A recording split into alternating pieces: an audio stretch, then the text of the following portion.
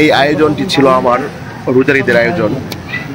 আমি রাত্রেবেলা চিন্তা করি, ঈদের দিন অনেক অসহায় মানুষ রাস্তায় পড়ে থাকেন, অজ্ঞাত মানুষ, ছিন্নমূল কিছু মানুষ, যাদের ঈদের দিনে খাবারের কোনো ব্যবস্থা থাকে না।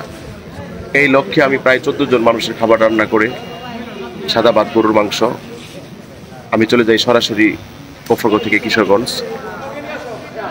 রাস্তা দিয়ে আমি খুঁজতে থাকি, বেশ কয়েকজনকে আমি রাস্তায় পেয়েছি, ওনাদেরকে খাবার দিয়েছি। অবশিষ্ট খাবার নিয়ে চলে যাই কিশোরগঞ্জ রেল স্টেশন। আপনারা দেখতে পাচ্ছেন এখানে অনেকগুলো মানুষ একসাথে খাবার খাচ্ছেন।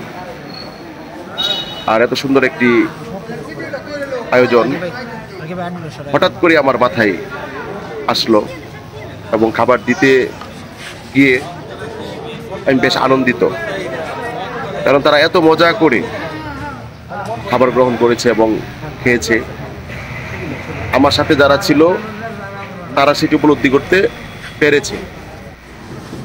আমার সাথে ছিল আমার একজন ভাতিজা মীর আয়েল, আরেকজন ছোট ভাই ছিল মোহাম্মদ সাইদি।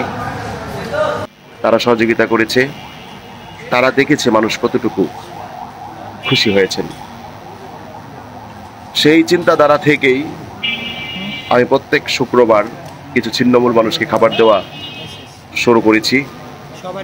অলরেডি 2 শুক্রবার খাবার আমি দিয়েছি। সামনের দিনগুলোতেও ইনশাল্লাহ এভাবে খাবার বিতরণ করব। দেখুন, মানুষগুলা ক্ষুধার্ত মানুষ, খাবার পেয়ে তারা এতটা আনন্দিত, এতটা খুশি, এটা বোঝানো সম্ভব নয়। ভিডিওতে সকল রিয়াকশান আসে না। আশপাশে অনেক মানুষ ছিলেন যারা আমাদের আয়োজনকে সাধুবাদ জানিয়েছেন, আমাদের এই আয়োজনকে সাপোর্ট করেছেন, আমরা যেন এটা চালিয়ে নেই তারা বলেছেন। এখানে ছিল সাদা ভাত আর গরুর মাংস। সময় স্বল্পতার কারণে বা ক্যারি করার সুবিধার্থে আমরা এর চাইতে বেশি আয়োজন করি নাই।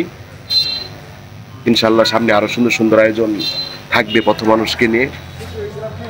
আপনারা সঙ্গে থাকবেন, ভিডিও দেখবেন, ভিডিও শেয়ার দিবেন, আপনাদের কাঙ্ক্ষিত মতামত কমেন্টে জানাবেন।